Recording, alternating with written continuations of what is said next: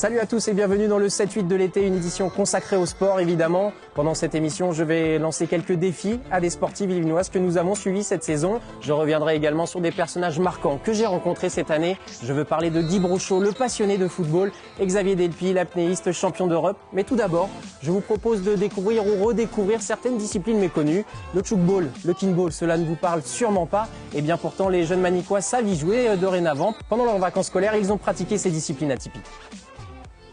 Le tchoukball et le kinball, deux noms étranges pour des sports de balle plutôt simples, expérimentés pendant les vacances à Manille-les-Hameaux. Pourtant, si les jeunes Manicois sont séduits, reste que les règles ne sont pas encore tout à fait assimilées. À quoi t'as joué là tout à l'heure?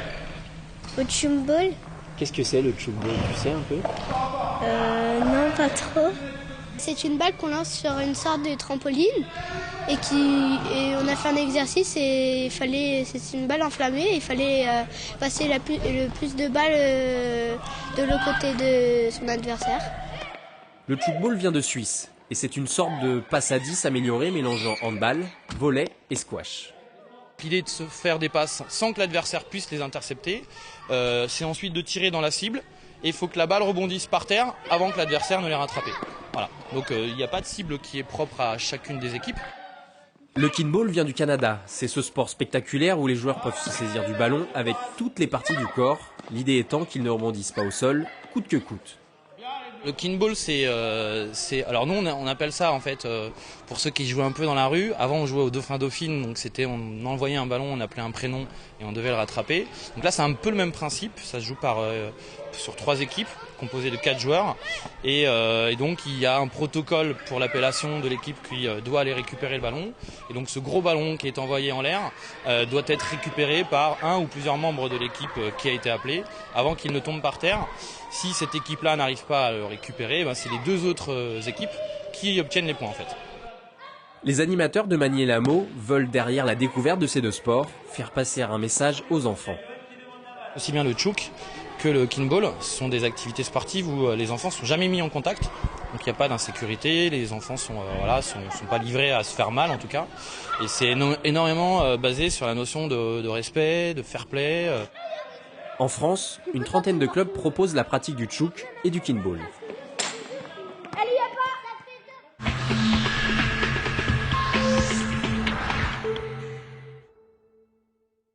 Chaque année, la base de loisirs de Saint-Quentin-en-Yvelines accueille le championnat de France de kayak polo, mélange comme son nom l'indique de canoë-kayak et de water-polo, mais aussi de handball. Ce sport spectaculaire est en pleine croissance et Trapp essaie de tirer sa pagaie du jeu. Reportage réalisé avec Julie Rocha-Soares. Attention au kayak polo, il y a contact. La mise en jeu résume la discipline. En plus d'être un bon kayakiste, le poloiste doit être explosif, endurant et surtout adroit avec le ballon. 2 équipes de 5 joueurs s'affrontent sur un plan d'eau d'une trentaine de mètres pendant 2 périodes de 10 minutes. Ils peuvent se passer le ballon à la main ou à la pagaie et même dribbler.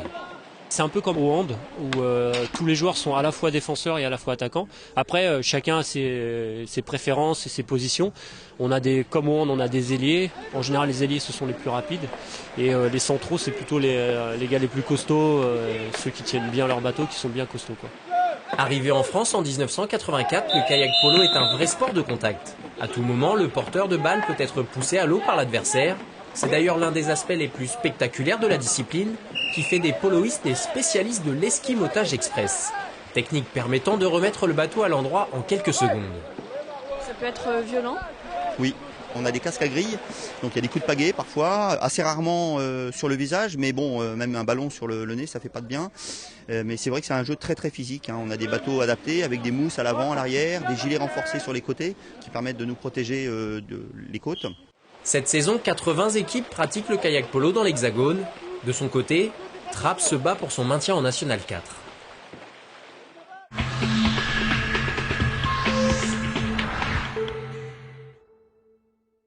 En début de saison, nous nous étions arrêtés sur l'aïkibudo, cet art martial issu de l'ère médiévale. Enseigné à Manille-les-Hameaux, l'aïkibudo prône des techniques de combat où la notion de partenaire prime sur celle d'adversaire. Reportage réalisé avec Elodie Moine. Quand je suis debout et que je veux faire ma chute plaquée, je suis là, hop, et je m'enlève. L'aïkibudo, ou la voie des énergies unifiées, cet art martial créé à l'ère médiévale par les chefs de clan japonais, arrivé il y a seulement 30 ans en France, est enseigné au Budo Club de Manille-les-Hameaux.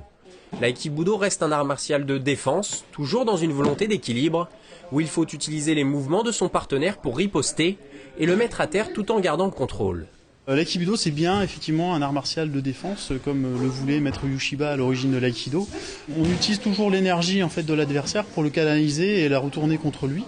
On considère vraiment la personne qui travaille avec nous, c'est notre partenaire. Il y a un respect qui est très important au niveau de l'aïkibudo. C'est pour ça que j'aime bien faire le distinguo avec. C'est pas un sport de combat, c'est vraiment un art martial. Un art martial est là pour vraiment développer l'harmonie avec le partenaire. Les mouvements de clé articulaire sont tout aussi importants que l'apprentissage de la chute. Sans un contact parfait avec le sol, les ripostes peuvent devenir dangereuses, d'où l'importance de contrôler contre et partenaire à la fois. Une retenue qui permet de voir le quotidien autrement à la sortie du tatami. Une philosophie de vie justement de non-agression, c'est quand même un des fondements de la discipline. Peut-être un peu plus de calme par rapport aux agressions de la vie de tous les jours, par rapport au stress de tous les jours. On vit des situations stressantes contrôlées finalement. Ça nous aide dans la vie de tous les jours, peut-être sur des situations un peu, je dirais, inhabituelles ou agressives, et bien avoir une réaction un peu comme on va voir sur le tatami. Le maniement des armes est l'autre facette de l'aïkibudo. Du couteau à la lance, les techniques de combat sont regroupées sous le terme de kobudo. Quelle que soit la technique, il n'y a pas réellement d'affrontement, pas de vainqueur ni de vaincu, mais deux partenaires sur le tatami.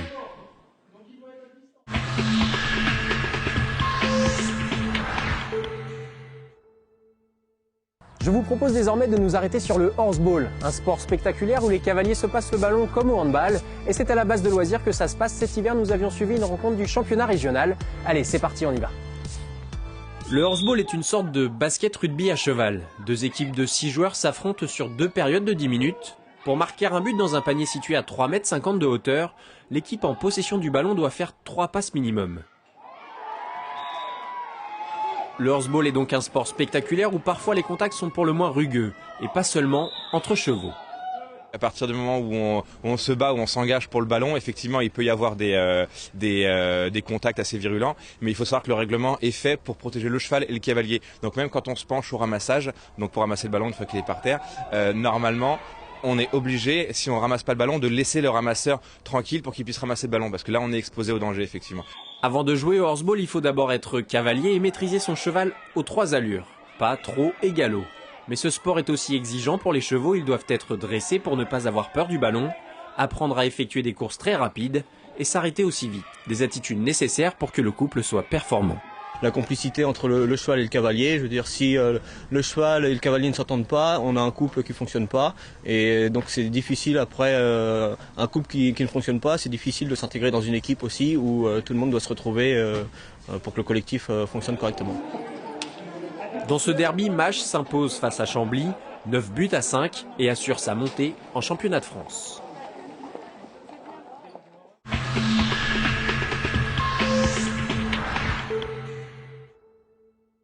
Après avoir découvert ou redécouvert des disciplines méconnues, je vous propose désormais d'aller à la rencontre des sportifs et de les voir dans des situations un petit peu différentes du contexte habituel. Et pour commencer, honneur aux dames, nous sommes à l'heure actuelle au gymnase Pierre de Coubertin, Montigny-le-Bretonneux, évidemment l'antre du handball, et à mes côtés, Gabriel Parlouer, capitaine de l'équipe Fagnon, et Stéphane Paysan, l'entraîneur. Bonjour à tous les deux. Bonjour. Bonsoir. Alors la saison s'est terminée il y a quelques jours, même les entraînements aussi. Comment vous avez jugé cette saison? Vous finissez 5e après cette saison régulière. On a fait une très très belle saison, encore une fois. Hein. Par rapport à l'année dernière, on est dans les mêmes places au classement, 5e. L'entraînement s'est fini mercredi dernier. Depuis le 15 août, on y était, donc ça faisait un peu long. Là maintenant, on est sur le recrutement de la saison prochaine. Il nous manque encore 2 filles sur la base arrière. On récupère une bonne gardienne de but et on espère viser la montée l'année prochaine, mais tout dépendra si on a ces 2 arrières ou pas, parce que sinon l'effectif est encore un peu pauvre quantitativement encore. Et après presque 11 mois passés ensemble, vous vous tapiez pas dessus avec les joueuses? Non, pas avec certaines, ça aurait pu. Non, je plaisante. Mais non, on est des compétiteurs, hein, on est là pour gagner les matchs, donc chacun y met du sien. Et non, la saison s'est très très bien passée là-dessus, il n'y a pas de problème. Gabriel, si tu es là ce soir, c'est parce que dans ce module de l'émission, je vais lancer quelques défis, comme je le disais. Tu as mis 131 buts cette saison, 5e meilleure marqueuse. Je vais te proposer de passer au gardien cette fois-ci. Et moi, je vais faire donc des jets de 7 mètres. On va faire un petit concours de jets de 7 mètres, 10 tirs, chacun son tour au tir, chacun son tour au gardien. Et la condition, c'est que si moi je marque 3 buts sur les 10, j'ai gagné le concours. D'accord. On y va? On va peut-être s'échauffer un petit peu avant alors. Je vous laisse faire des passes.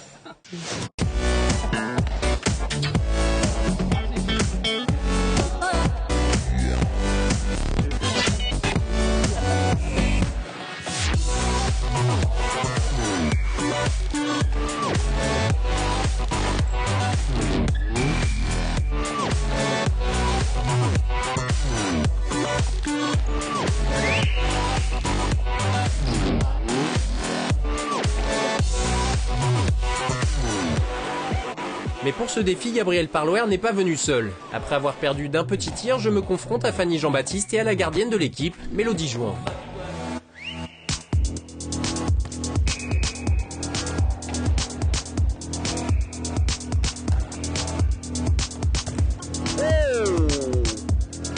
Ah, mi-hauteur, Fanny, ah oui.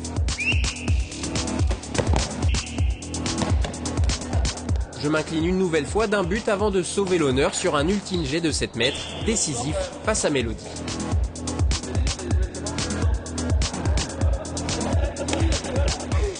Merci beaucoup. En tout cas, c'était très sympa. J'ai quand même réussi à faire 2 arrêts sur les dernières séries. Ah, mais tu as surtout réussi à cadrer 14 tirs sur 15, quand même, ce qui est quand même vachement bien. Et puis, bon, tu as pu t'apercevoir effectivement que dans les buts. Il faut beaucoup d'appui, surtout beaucoup de réflexes. Et voilà. Choisir son côté, en fait. Faut souvent oui, ça va tellement vite. Elles sont à 7 mètres. Là, c'est 7 mètres, c'est la ligne de 7 mètres. Donc, bon, après, voilà. Mais non, tes réflexes du tennis, je pense, te servent pas mal. Oui, j'ai senti que ça m'avait aidé. Ah non, non, puis tu lis bien, voilà, comme les tennisman lisent bien la trajectoire de balle, ben là, tu lis bien la trajectoire, parce que tu es quand même souvent sur les bonnes trajectoires. Donc, non. Félicitations. Merci. T'en as gagné qu'un sur 3 quand même. Oui. T'as gagné qu'un sur 3. C'est déjà ça. À préciser. Merci en tout cas Stéphane de l'accueil. Non, mais je t'en prie. Bonne intersaison. Bah, merci. Parce que je sais que ça va être, il va y avoir beaucoup de préparation, de recrutement. Et puis on commence le 14 août, 14 août sur la piste. Voilà, on se reverra mi-août pour la préparation. Pas de souci. Merci beaucoup. Avec beaucoup de plaisir.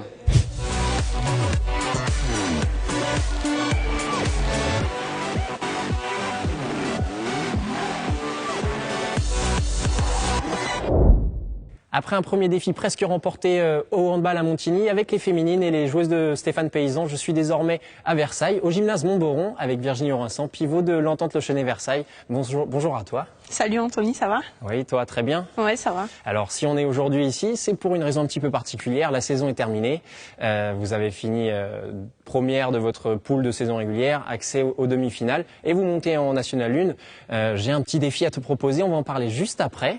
Mais avant cela, je voulais savoir un petit peu ton impression sur cette fin de saison et ces phases finales du côté de Tours et ce titre manqué. Ça a été dur à digérer? Ouais, vraiment très dur. Surtout, on s'était préparé pour ce week-end un peu particulier puisque ça arrive pas très souvent dans une carrière. Et puis, on est passé complètement à côté de notre demi-finale. Donc, beaucoup de déceptions. On n'a pas du tout réussi notre challenge qui nous attendait. Et puis, à côté de ça, après, on était chacune de notre côté un peu à réfléchir à ce match sans pour autant essayer de passer outre cette défaite puisque c'était vraiment très dur à digérer, puis se remobiliser le lendemain pour faire une petite finale, c'est pas très motivant. Et puis vous l'avez quand même eu cette 3e place au final. Ouais, on voulait quand même notre revanche parce que Sainte-Savine ça faisait un partout par rapport aux play-offs, donc on voulait au moins terminer sur une victoire pour notre coach aussi puisque c'était son dernier match et par rapport à Cécile et Alex aussi qui arrêtaient. Donc je pense qu'on a réussi quand même notre 3e place, mais après ça laisse un goût amer quand même par rapport à la saison puisqu'on voulait à tout prix aller chercher ce titre ou du moins aller en finale. Qu'est-ce qui a manqué sur ce Final Four? C'est peut-être un manque de fraîcheur. On sait que vous étiez pas beaucoup en termes d'effectifs. C'est ça qui a manqué à la fin? Pas forcément un manque de fraîcheur. Ça sera plutôt l'équipe en face. Elle nous proposait un jeu complètement atypique avec une grande qui faisait plus de 2 mètres et des petites qui faisaient peut-être 1m40, 1m50, des petites jeunes toutes euphoriques. Et nous, on n'a pas réussi du tout à s'adapter. Donc c'est vrai que ça a été compliqué à gérer. Après, on a chacune essayé de gagner le match individuellement plutôt que collectivement. Donc du coup, je pense que ça nous a porté préjudice pour le match. Ouais, je rappelle, vous aviez perdu en demi-finale contre l'Éveil Garnachois, mais il y a eu cette 3e place qui compense un petit peu et puis qui a dû donner l'occasion de faire une belle fête justement derrière. Oui, et puis on a quand même une médaille de bronze entre guillemets, donc on finit quand même 3e équipe française, donc c'est quand même une belle récompense. Après, oui, on a fait un petit repas d'équipe assez sympathique, comme tu connais bien les stratégies.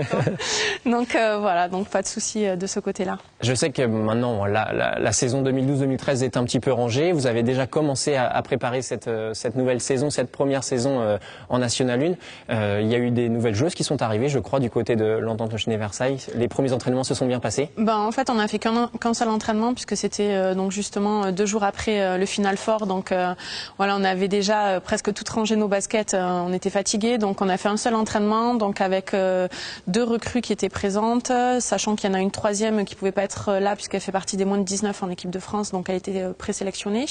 Et ensuite, donc on attend encore une intérieure qui, pour l'instant, dont on ne connaît pas le nom. Se fait désirer. Voilà, donc c'est en attente. On a vu le nouvel entraîneur avec son adjoint, donc voilà, juste manière de marquer un peu, le coup pour préparer ensuite la saison prochaine. Très bien. Alors comme tu vois, aujourd'hui, je suis en tenue de sport. C'est assez rare. Je t'ai demandé de venir avec un ballon puisque je lance des défis et tu en fais partie. Ce que je te propose, c'est de faire un concours de lancer franc. Je sais que tu as loupé quelques lancers francs sur ces derniers matchs, donc on va voir si tu as réglé la mire. On fait 10 lancers francs chacun. Si j'en marque 4, j'ai gagné. À 4 sur 10 4 sur 10, j'ai gagné. Ouais, ça fait même pas 50% ça. Je pense que c'est à peu près dans mes cordes, mais ça peut être difficile quand même. Si je vois que c'est un peu trop facile, on augmentera, t'inquiète pas. Et derrière, il y aura une petite surprise, une deuxième phase dans ce défi. Ok, on y va, on s'échauffe un petit peu? Allez, c'est parti.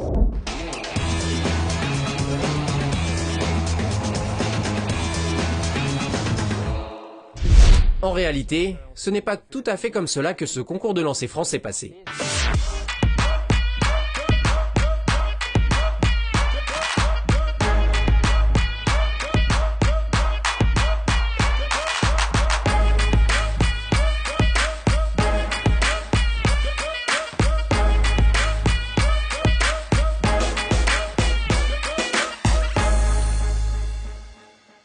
Bon, après m'être fait un peu humilier, en tout cas largement battu sur le concours de lancer franc, on va essayer du milieu de terrain. Je te propose 5 tirs, on voit ce qui se passe à la fin. Ok, allez. C'est mon camp, je commence. Vas-y.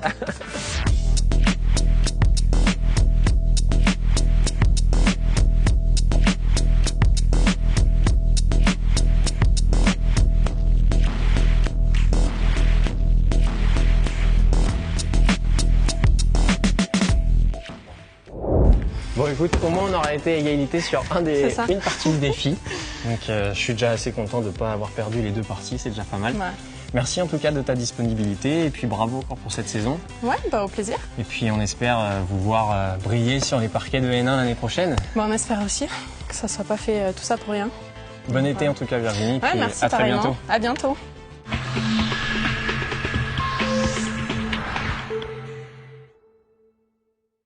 Je vous en parlais au tout début de l'émission, 2 personnages m'ont marqué cette saison. Xavier Delpy est chirurgien de la main au quotidien et dans son temps libre, il s'est révélé être un maître de l'apnée. Nous l'avons suivi dans sa préparation au championnat d'Europe avec Guillaume Kantz.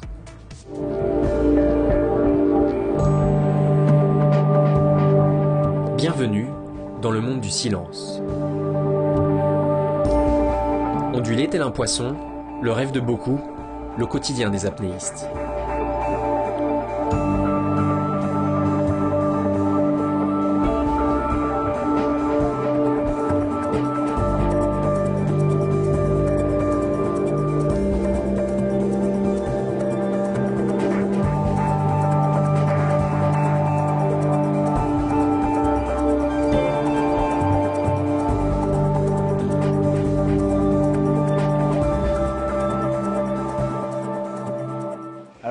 Je crois que je l'ai découvert comme un peu tous les gens à peu près dans ma tranche d'âge par le Grand Bleu, avec des magnifiques images du Grand Bleu partout, des dauphins de tonton amoureux. Xavier Delpy a découvert l'apnée il y a 2 ans et demi, un peu par hasard, lors d'une sortie dans la mer Rouge avec les dauphins. Depuis, ce chirurgien de 35 ans passe son temps libre sous l'eau.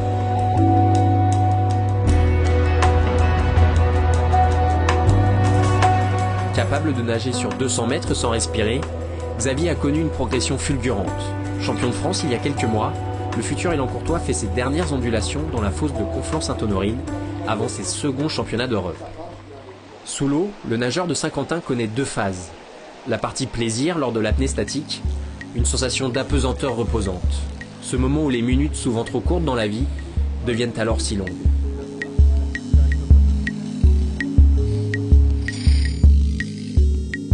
Mais aussi le côté mental, où l'apnéiste doit se battre contre son corps.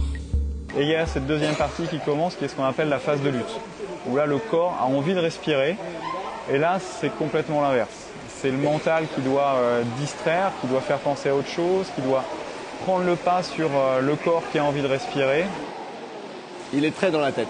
Mais bon, il y a quand même des problèmes de physiologie, parce qu'il y a un problème de circulation d'oxygène dans le corps. Et il y a des gens qui sont physiologiquement, c'est le cas de Xavier, physiologiquement différents.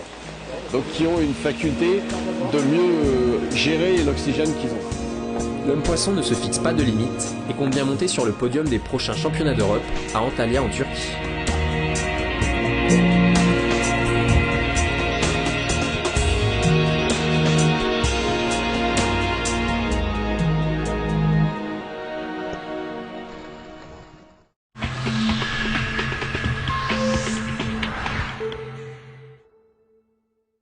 Cette saison, nous sommes allés à la rencontre de Guy Brochot. Aussi attachant que passionné, ce Saint-Quentinois a dévoué une grande partie de sa vie au football, ou plus précisément à l'entente sportive de Guyancourt. De 1946 à 2013, l'histoire de l'ESG à travers son doyen. Un portrait réalisé avec Élodie Moine et Patrick-Jacques de Dixmude. La JOCR à Guiroux, Guyancourt, à Guy Brochot. Un même prénom pour une passion identique du football. Entre Guy Brochot et l'ESG, l'histoire d'amour dure depuis 1946. Je suis là. Je suis le plus beau d'ailleurs. Alors âgé de 11 ans, le jeune Guyancourtois découvre le ballon rond.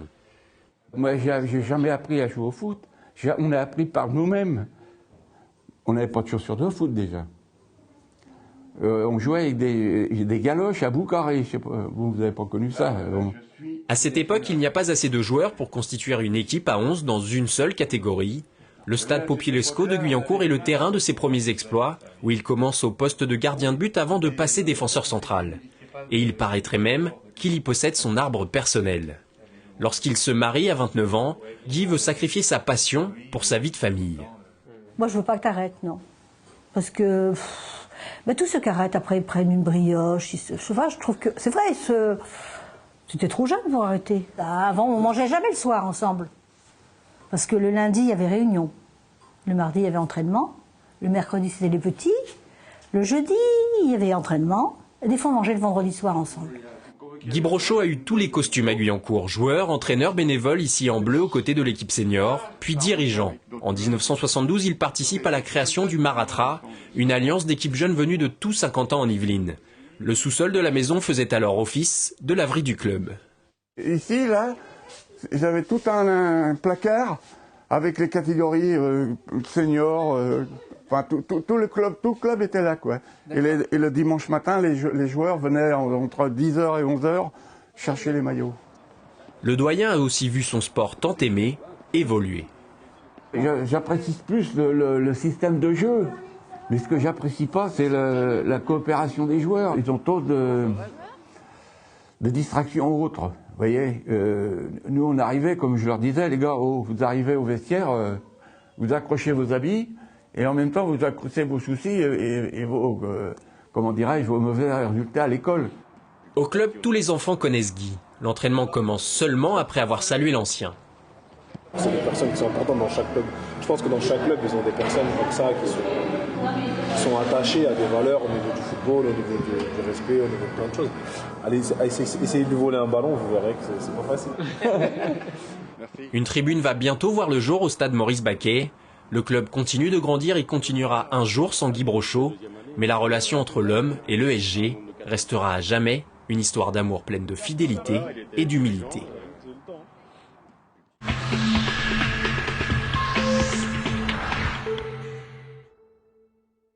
C'est la fin de ce 7-8 d'été. Quant à moi, je vais aller prendre mes raquettes et taper quelques balles. Passez un bon été sur TV Fil et vive le sport.